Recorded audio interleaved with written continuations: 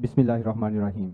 Thank you so much and congratulations to Sayyid Arslan Shah and the whole team of Connected Pakistan for setting up this great, beautiful और interactive और networking event. मैं सिर्फ और सिर्फ तीन चीज़ों की तरफ आपकी तवज्जो दिला के इजाज़त चाहूँगा, चूँकि ऑलरेडी मेरे बाद अभी कुछ मेंबर्स अवेलेबल हैं जिन्होंने आपसे भी टेक्निकल और मल्टीपल सोशल इश्यूज़ के ऊपर डिस्कशंस करनी है। फ्रॉम 2001 इस इंडस्ट्री के साथ अटैच हूँ।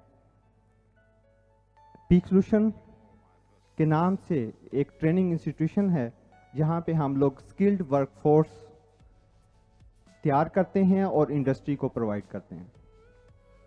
With in these 23 years approximately 200,000 plus students हैं जो कि इस वक्त मल्टीपल इंडस्ट्रीज़ के अंदर एक इफ़ेक्टिव और पॉजिटिव रोल और इंडस्ट्री की सपोर्ट के अंदर एक कंट्रीब्यूशन दे रहे हैं। तो ये एक छोटी सी माइनर सी कंट्रीब्यूशन है जो कि पीक सॉल्यूशन अपने एंड पे प्रोवाइड कर रहा है।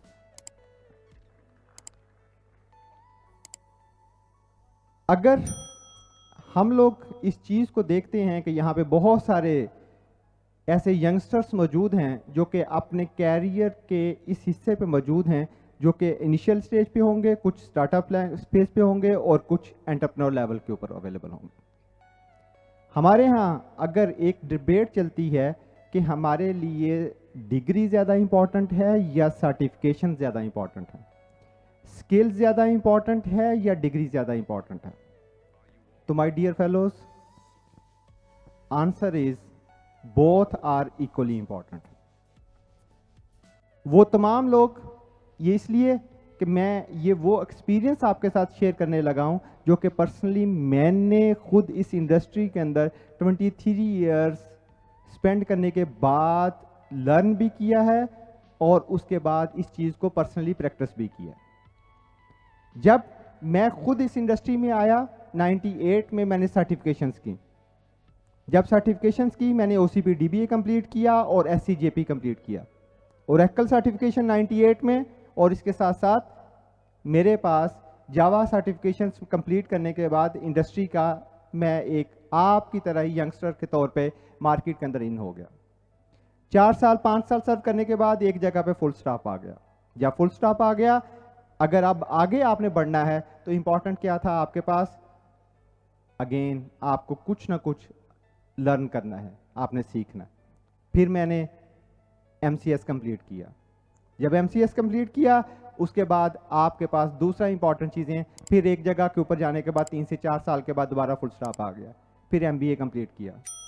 फिर 4 से 5 साल गुजरते हैं, आपके पास अगेन फुल स्टॉप आ जाता है, आप रुक जाते हैं। फिर आप MPhil कंप्लीट करते हैं। इट मीन्स कि हम इस टेक्नोलॉजी लैंडस्केप के अंदर जहां पे हम लोग सर्व कर रहे हैं या अपने कैरियर को परस्यू करने जा रहे हैं, तो वन चैलेंज जो कि जिंदगी के अंदर हमेशा आपके लिए एक बेंचमार्क के तौर पर रोल प्ले करेगा, वो है learning. Learning should never stop.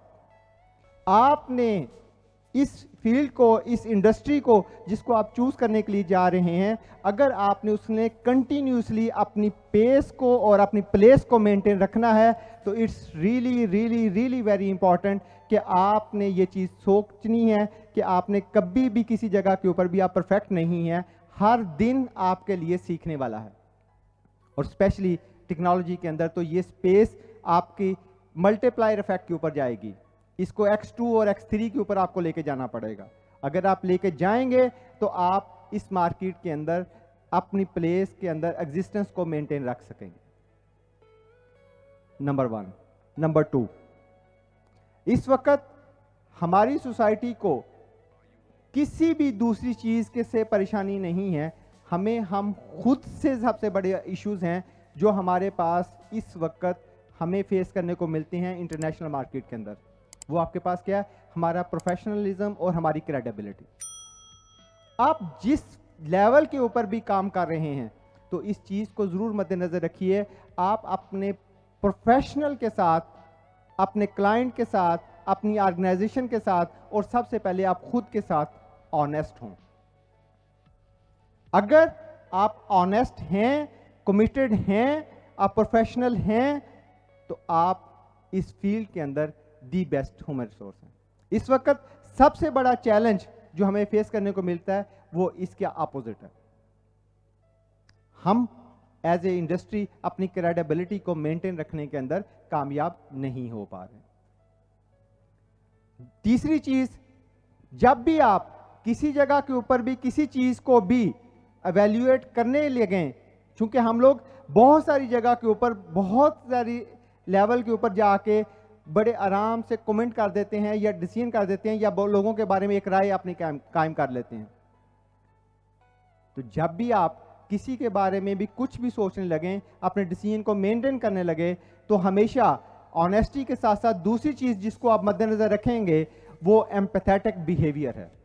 हमेशा इस चीज को सोचिए कि ये जो फैसला, ये जो इनपुट, ये जो चीज मैं करने के लिए जा रहा हूं, ये अगर खुद मैं इस चीज के ऊपर फॉलो अप करने लगूं तो आया ये चीज वैसे ही है जो कि मेरे लिए भी इक्वली एक्सेप्टेबल है जो कि मैं किसी के लिए करने जा रहा हूं। इफ आपका इनर आपको इस चीज के ऊपर इजाजत देता है कि yes answer is okay, acceptable, then go for that. तीसरी चीज मैंने लर्निंग का जिक्र किया है। Learning should never stop. And last and the most important thing, be committed and be passionate। अगर आप किसी जगह के ऊपर भी ये जितने भी इश्यूज हमें एज ए पाकिस्तानी देखने को मिलते हैं और हम उन तमाम चीजों को देखने के बाद मायूस हो जाते हैं, तो हमें मायूसी को एक साइड पे रखना है। और अगर हम एज ए बिजनेस इंडिविजुअल देखें तो हमेशा ये वो तमाम के तमाम इश्यूज जो हमारी सोसाइटी के अंदर मौजूद हैं, ये हम सब के लिए अपॉर्चुनिटीज हैं। ये हमारे लिए वो अपॉर्चुनिटीज हैं जिनको इनकैश करके हम उसको बिजनेस मॉडल के अंदर कन्वर्ट कर सकते हैं। इसलिए कि जब आपके पास वो तमाम की तमाम चीजें एक लेवल के ऊपर जाके सिंक हो जाती हैं और स्टेबल हो जाती हैं, तो आपके पास न्यू एंट्रेंट्स के लिए अपॉर्चुनिटीज उतनी ही कम होना शुरू हो जाती हैं। जहां पे जितनी ज्यादा अनसर्टेनिटी है, जितने ज्यादा इश्यूज हैं, जितनी ज्यादा प्रॉब्लम्स हैं, उतनी ज्यादा आपके लिए अपॉर्चुनिटीज हैं। तो इसलिए मेड इन पाकिस्तान को प्रमोट कीजिए, खुद को कीजिए, अपनी साथ जो हेल्प एक्रोनिम है जिसको मैं हमेशा कहता हूं कि ये जो 4 चीजें मैंने बताई है, be honest, be empathetic, be learn and be passionate, याद रखने के लिए आप इसको हेल्प के तौर पे ले सकते हैं। और अगर हम इन तमाम चीजों को फॉलो करते जाएंगे तो मेरा अपना ख्याल ये है कि इंशाअल्लाह अल अजीज हमें सोशली भी एक रिस्पेक्टेबल प्लेस मिलेगी और उसके साथ साथ हमें इन तमाम चीज़ों के साथ साथ गैबी तौर पे भी हमारे लिए मदद अल्लाह ताला की तरफ से आएगी और हमारे पास वो बंद रास्ते जो कि हमें नामुमकिन नज़र आते हैं, वहाँ पे भी हमारे लिए ये चीज़ें ओपन होना शुरू हो जाएंगी।